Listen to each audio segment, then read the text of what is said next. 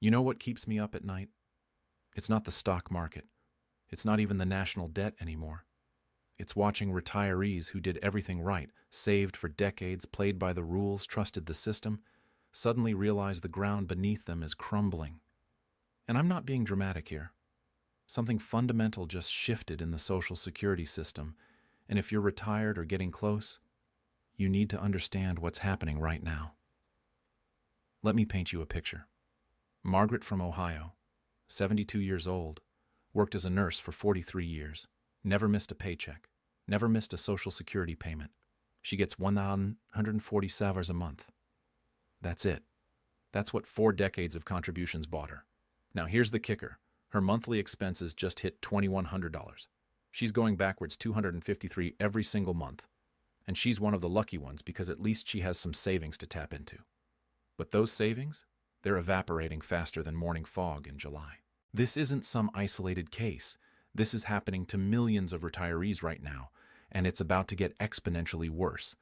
The Social Security Administration just released their latest trustee report, and buried in the fine print is a timeline that should terrify anyone counting on these benefits.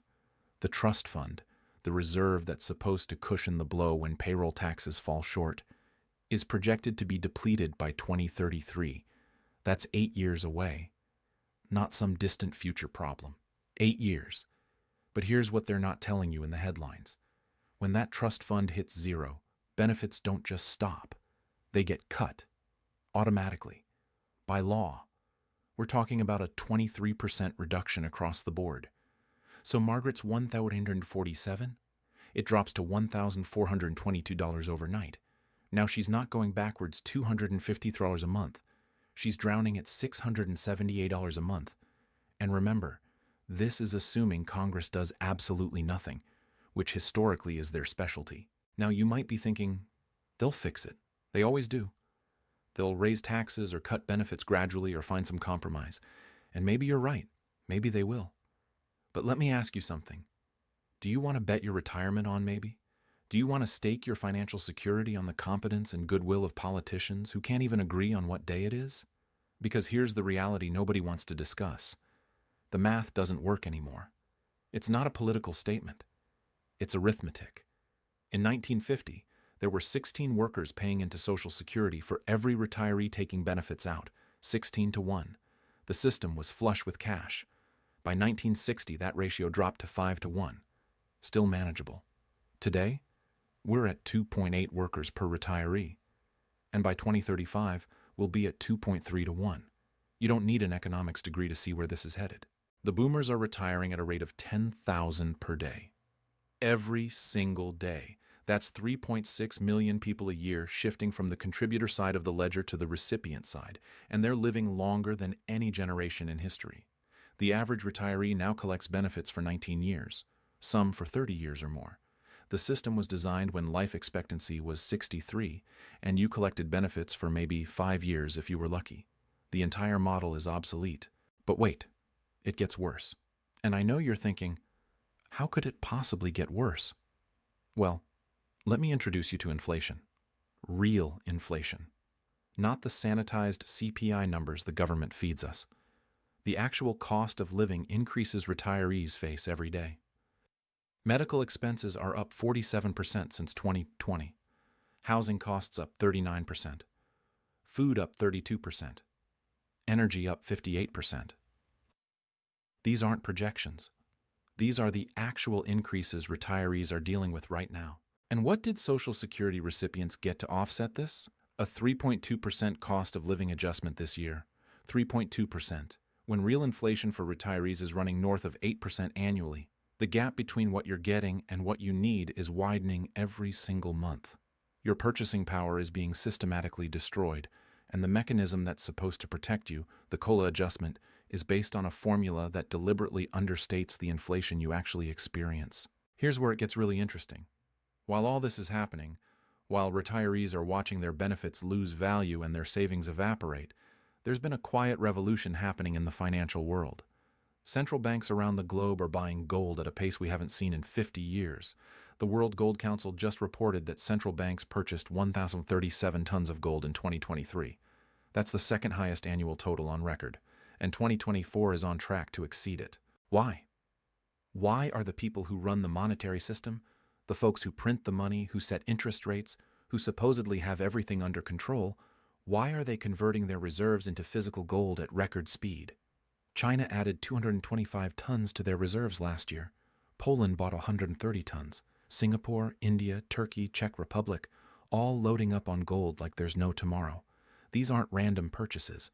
This is a coordinated shift away from dollar-denominated assets and into hard assets that can't be printed, can't be devalued, can't be inflated away. And here's the part that should make every retiree sit up and pay attention. These central banks aren't buying gold because they think it's going to go up 10 or 20%. They're buying gold because they're preparing for a fundamental restructuring of the global monetary system. They see what's coming. They understand that when you have $34 trillion in national debt, when you're running $2 trillion annual deficits, when you're printing money to pay interest on money you already printed, there's only one way this ends, and it's not pretty. Let me take you back to 1971 for a second. August 15th. President Nixon closes the gold window, ends the convertibility of dollars to gold, essentially defaults on America's promise to foreign governments that they could exchange their dollars for gold at $35 an ounce. Why did he do it? Because we'd printed so many dollars to fund the Vietnam War and Great Society programs that foreign governments were lining up to exchange their paper for gold, and we were running out. We had 8,100 tons of gold in 1971. We still have 8,100 tons today. That number hasn't changed in 54 years. But the number of dollars in circulation, that's gone from $776 billion to over $21 trillion. That's a 27-fold increase in the money supply backed by the exact same amount of gold. What happened after 1971?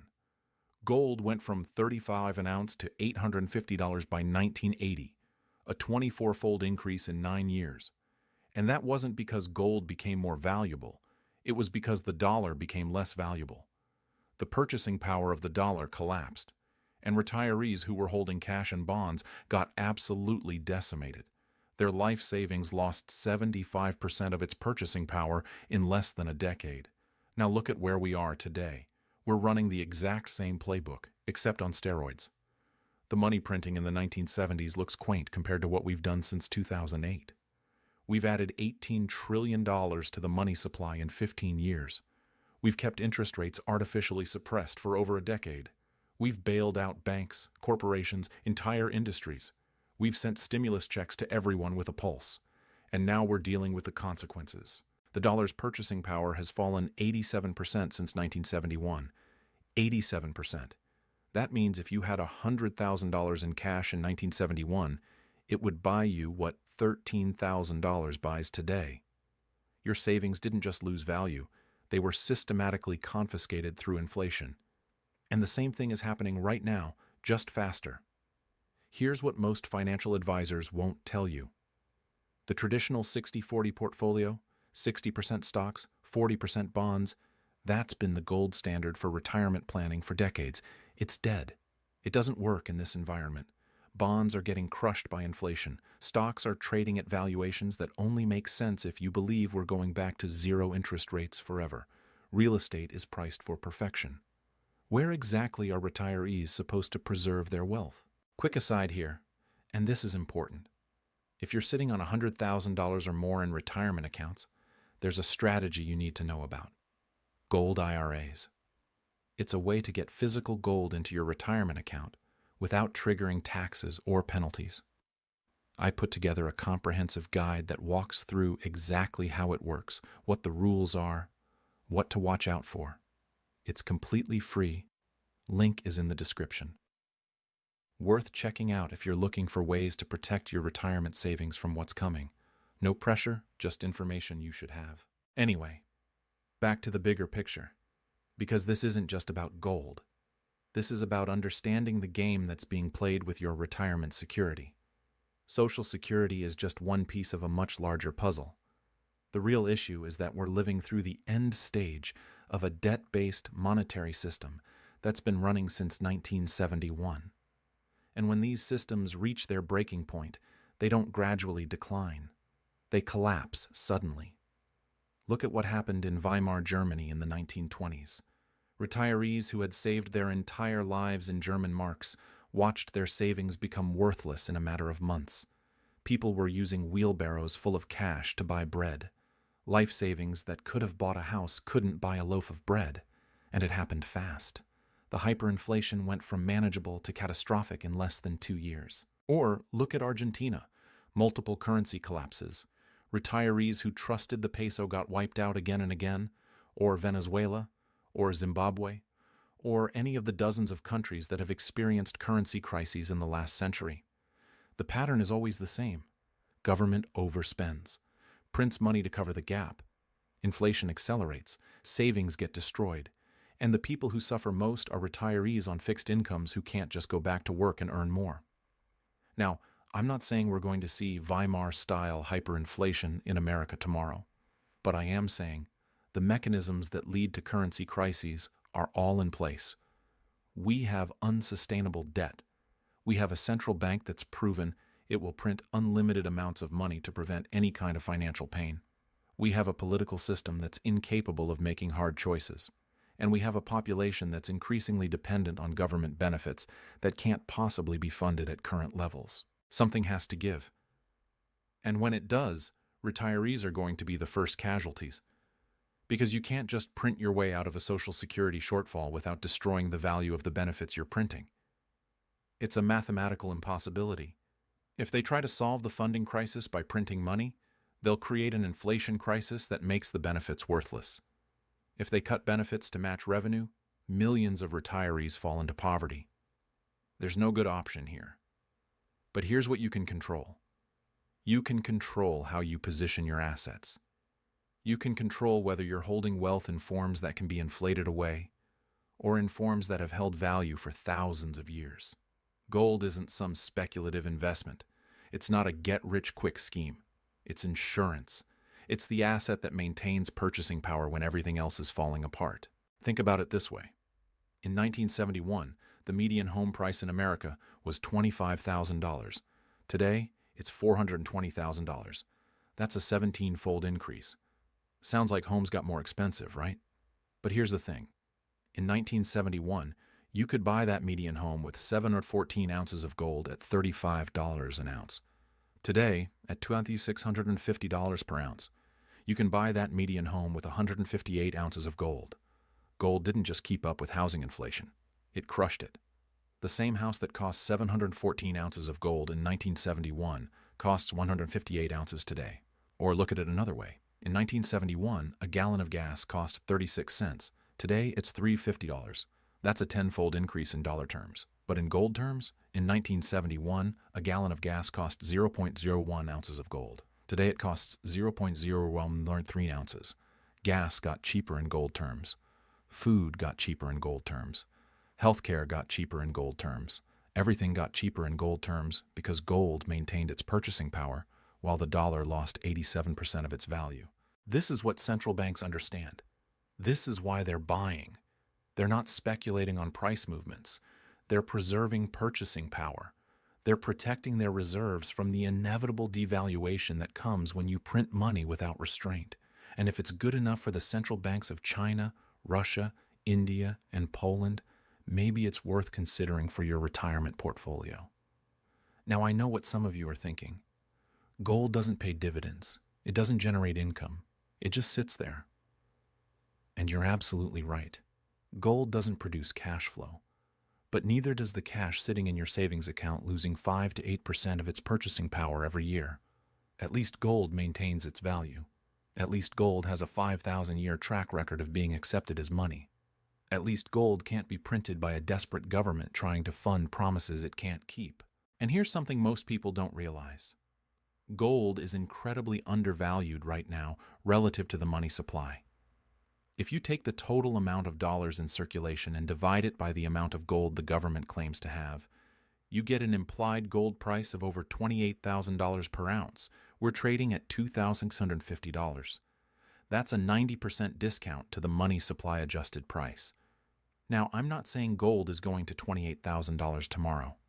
But I am saying there's a massive gap between the amount of paper currency sloshing around the system and the amount of gold available to back it. What happens when people lose faith in paper? What happens when retirees realize their Social Security checks are buying less and less every month? What happens when the trust fund runs dry and benefits get cut? Where do you think they're going to put their remaining savings? Into more dollars? Into bonds yielding less than inflation? Or into the one asset that's maintained value through every currency crisis in human history? The smart money is already moving. Billionaires are buying gold. Hedge funds are buying gold. Central banks are buying gold. The only people not buying gold are retail investors who've been conditioned to believe that stocks always go up and the government will always bail everyone out. But that conditioning is based on a 40-year period of declining interest rates and expanding debt. What happens when that cycle reverses? What happens when interest rates have to stay elevated to combat inflation? What happens when the debt becomes so large that even the interest payments consume the entire federal budget? We're not far from that point. Interest on the national debt just hit $1.1 trillion annually. That's more than we spend on defense, more than we spend on Medicare. It's the fastest growing line item in the federal budget, and it's only going to accelerate as we roll over existing debt at higher rates. Within 5 years, we'll be spending $2 trillion a year just on interest. That's money that can't go to Social Security, can't go to infrastructure, can't go to anything productive. It's just servicing the debt we've already accumulated. This is the death spiral. You borrow money to pay interest on money you borrowed. You print money to pay interest on money you printed. The currency loses value.